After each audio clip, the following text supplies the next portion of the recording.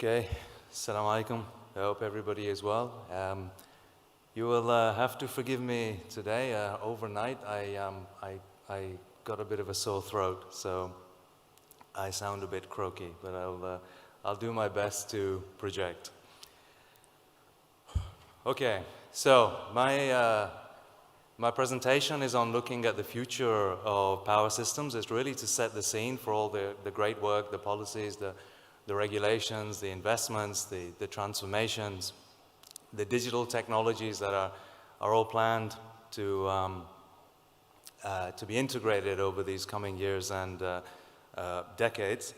And what I'd like to start with, it's kind of a little bit of serendipity, I guess, is when looking at the future of the power system, I think we have to look at both sides. A lot of focus is on how the production side is changing significantly, how we're integrating different technologies. But also, there's a significant change on the demand side in the way we're using power, when we're using power, the devices which are using power, and the extent and penetration within the energy mix on the consumption side is also changing. So, in terms of what we don't want, and that was the slide I had here, is our new power systems to bring up events like this. These are a couple of pictures of what happened a few days ago across the Iberian Peninsula, Spain, and highlights the risk of reliability, of how our systems are changing. However, one interesting aspect of this event, and it's quite close to what we do on a daily basis in our organization, we do extensive analysis in why failures occur or why blackouts occur. And generally speaking, the number one rule is that we don't presuppose any upfront conclusions. That's for technical experts, that's for industry experts.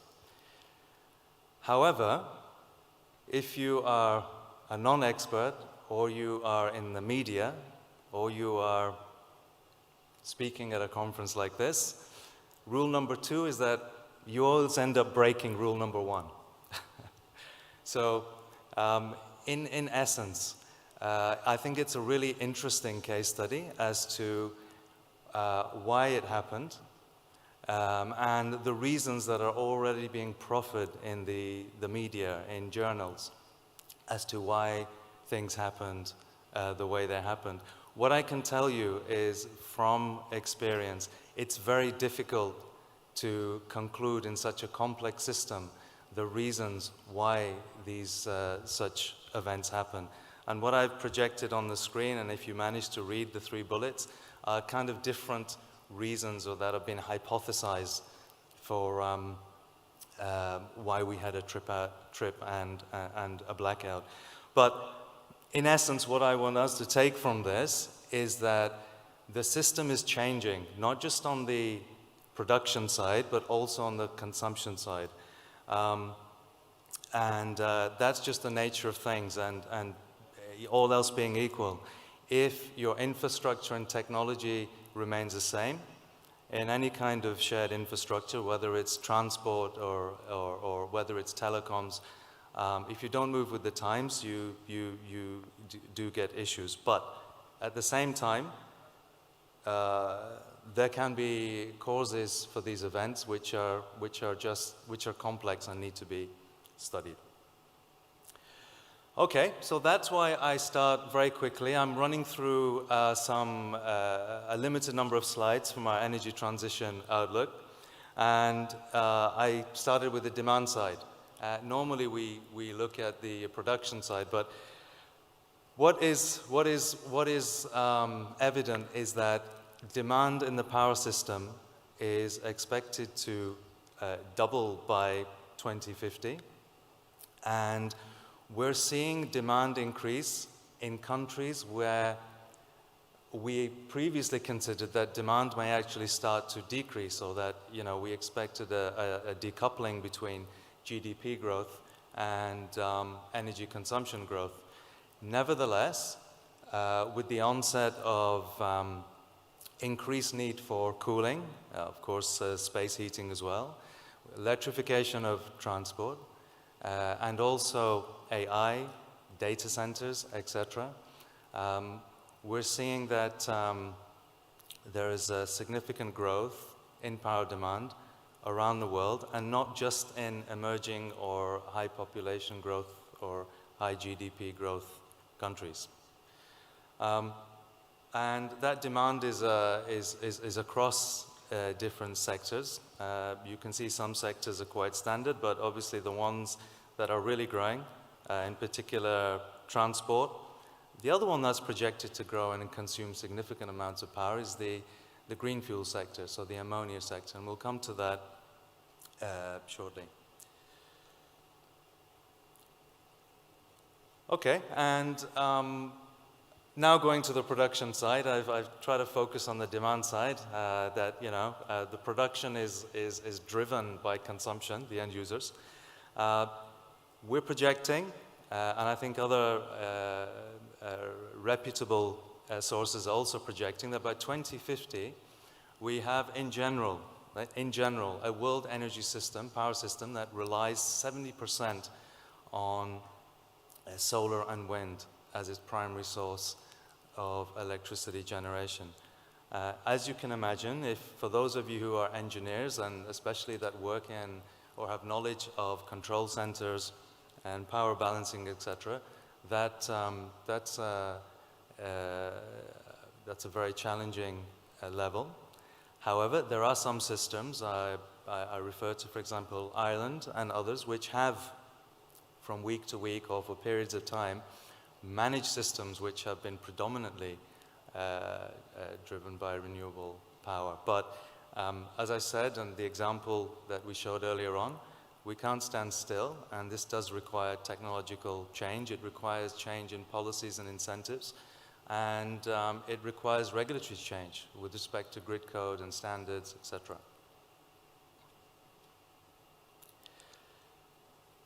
Okay, so we do foresee that, amongst other things, storage is one of the essential technologies that will help enable the different ways in which we are consuming power off the system, and it will also help enable the high penetration of variable renewable generation onto the system. We expect that the majority of this storage will be lithium-ion-based technologies. The one that's moving predominantly ahead of others now is LFP in terms of the chemistry mix, but obviously there are others that are projected to come. And in terms of cost, as happened with solar from my memory, when there's scale,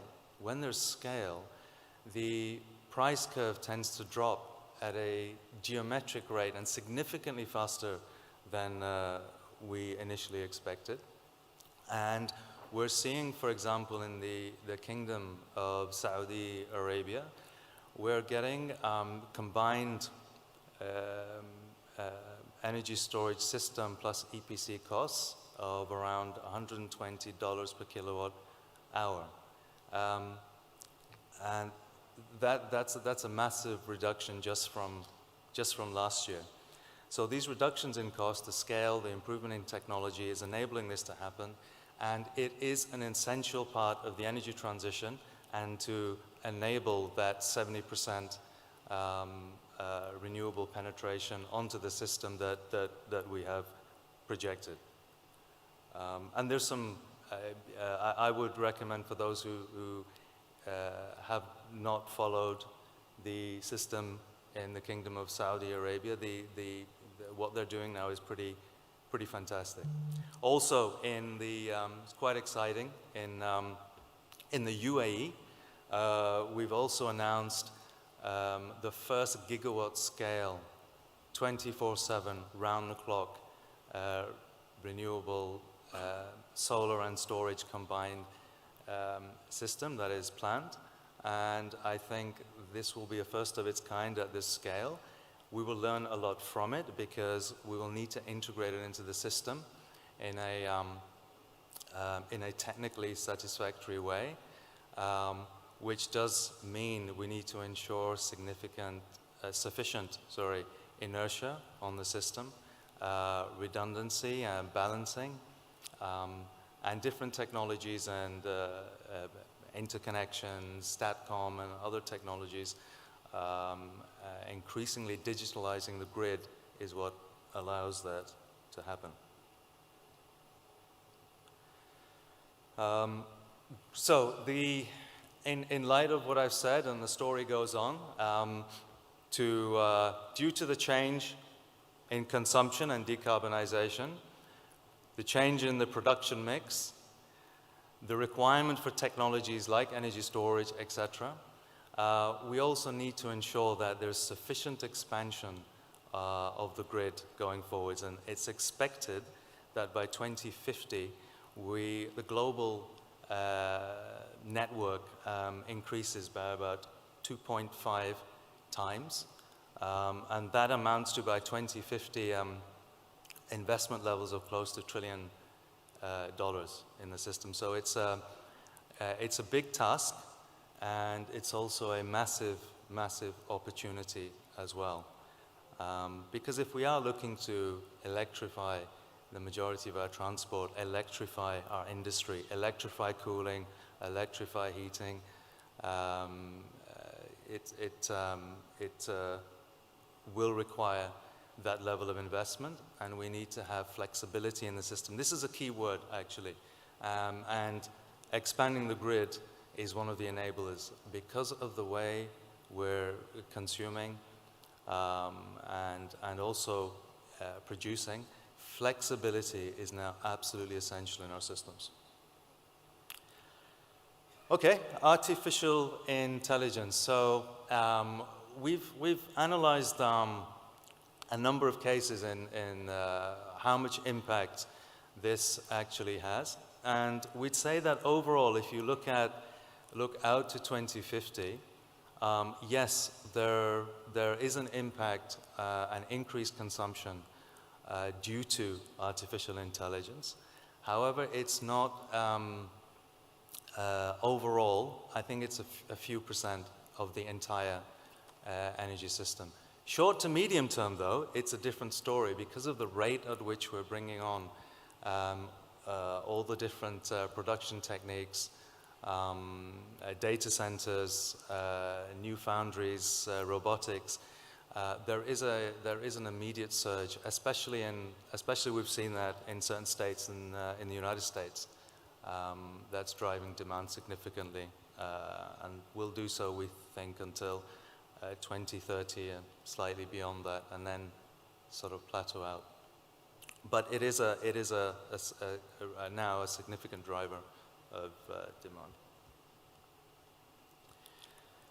And electric vehicles, depending on where you are, and what we see actually is long term, with a lot of these technologies, you get something called the S-curve adoption pattern. And that has happened in most technologies in our lifetime. They start slowly, and then there's a geometric progression. And every time they start, they're high cost, there are issues, and they're written off in terms of the ability to replace the incumbent technology. Short term, regardless of policies, regardless of pushbacks, innovation will win out. And our view is that by 2050, we are still headed towards a majority electric vehicle versus fossil fuel vehicle world. And that obviously will bring significant levels of demand to the system, but it's also a huge opportunity for the system because all of those mobile energy storage units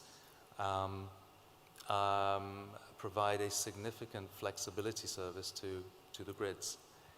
And hence, this is why we need to look at these digital solutions, different tariff methodologies, and enablers, sort of grid-enhanced technologies to enable that two-way flow. Green hydrogen. This we also expect to provide significant increase in electricity consumption offtake, and especially being in Muscat right now, I mean, this is one of the countries that I would say in the world, not just in the region, that is advancing and continues to advance. Just announced the third round of competitive bids for the green hydrogen plots. And as this technology takes off, it obviously requires significant levels of green electrons. So that's another area which electrolysis and the generation that will rely on increased levels of electrification. Sorry. Okay, so the end result is piecing everything together, and I take this back to the example I gave you in Spain. Very quickly, there were a lot of commentators, yeah, there was too much solar on the system, or a certain plant tripped. That plant that's alleged to have tripped, I think, was a 150 megawatt CSP plant. There were not enough interconnections, or there was a failure in interconnection, etc., etc. My point being that homing in and focusing on one item on the grid or one item as part of the system is erroneous. It leads to the wrong conclusion, and it's no longer or never should have been, the way we think about a complex system. What we propose as DNV and as competent engineers is to take a system thinking approach to the energy system. And that requires thinking both about the consumer side and the production side, about the digitalization of technologies, about harnessing analytics, and about harnessing these new technologies to look at what is your optimum according to the different time frames, what technologies should be integrated, how the current grid can be upgraded through dynamic rating or reconducting, etc., and how your consumption side and energy storage assets can be prosumers, right? Consumers as well as providing flexibility to the system. And you need to take a systems thinking approach to come with the right solutions. Last slide. As part of our energy transition outlook, obviously, Middle East and North Africa, we see significant deployments of renewables, in particular solar. In fact, there was a recent article in the Financial Times which put the Middle East region, Middle East North Africa region, as the second fastest renewables growth region after China in the world. That's pretty impressive for where the region is coming from. Final point, although the region so far, the story has been solar, again, I believe as the green hydrogen industry in Oman takes off, this is the country in the whole region where you have amongst the most amazing wind resources as well. And that is another source of generation to be tapped in this country. Onshore, and the offshore stories, if you look at the maps, is even crazier. So with that, I hope with my sore throat, whatever I managed to project what I wanted to say, is to set the scene for the energy transition moving forwards. And the key message is a systems thinking approach. And I hope we don't see what happened in Spain, because it gets very hot here. So, Thank you very much.